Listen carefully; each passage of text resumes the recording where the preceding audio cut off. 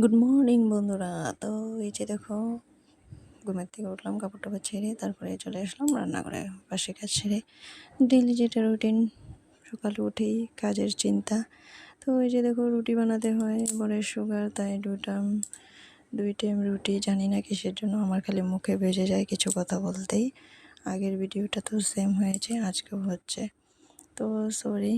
তো দেখতে থাকো, এই যে রুটি বানাচ্ছি, রুটির সাথে টুটিও আছে। তো টুটি তো থাকবেই না। তারপর দেখো, এক জায়গায় বের হবো, তো তার জন্য দুপুরে রান্না শুরু করে দিয়েছি। হাঁড়িতে ভাত বসিয়ে দিয়েছি, এদিকে হাঁড়িতে ভাত বসিয়ে ছেলেকে ঘুম পাড়িয়ে আসলাম বাসন ধুতে কুয়ার পাড়ে। তো এই যে দেখো, বাসন ধুচ্ছি। এখানে ফার্স্ট টাইম মোবাইল রেখে একটু দেখালাম, পারি না, দেখাতে পারি না। তো এই যে দেখো, বাসন দেওয়া হয়ে গেছে, বাসন রেখে দিচ্ছি। তো এখন স্নান করবো, ছেলে ওঠার আগে আগে স্নান টান সেরে। তারপর দেখো, আজকে ভিডিওতে একটু উল্টাপাল্টা হয়েছে, তোমরা আমার নাইটি দেখে বুঝে নিও।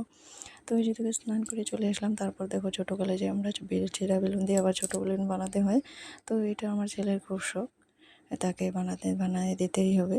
তো ওই যে আমি বানিয়ে দিলাম ওকে।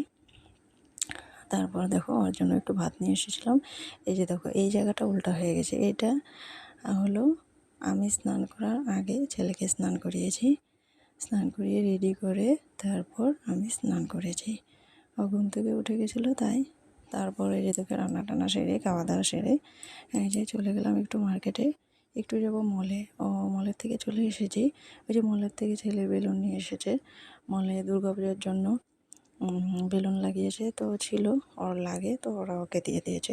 তারপর দেখো, মাসির ঘরে আসলাম, আমার টাউনে মাসির ঘর আছে ওখানেই। তো মাসির ঘর আসলাম, কিছু কাজ ছিল, তো ওখানে খাওয়া দাওয়া সেরে বিকালে চলে আসলাম। তারপর দেখো,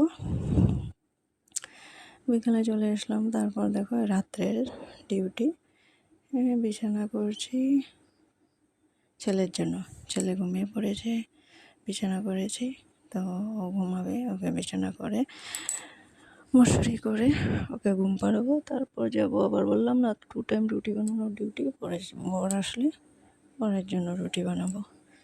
তো দেখো, আমার মিনি ব্লগটা তোমাদের কেমন লাগলো। যদি ভালো লেগে থাকে লাইক সাবস্ক্রাইব করে দিও, আর প্লিজ সাথে থেকো।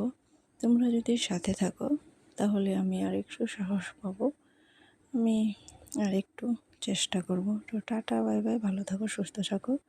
আশা করি সবাই তোমরা ভালোই আছো, ভালো থাকো।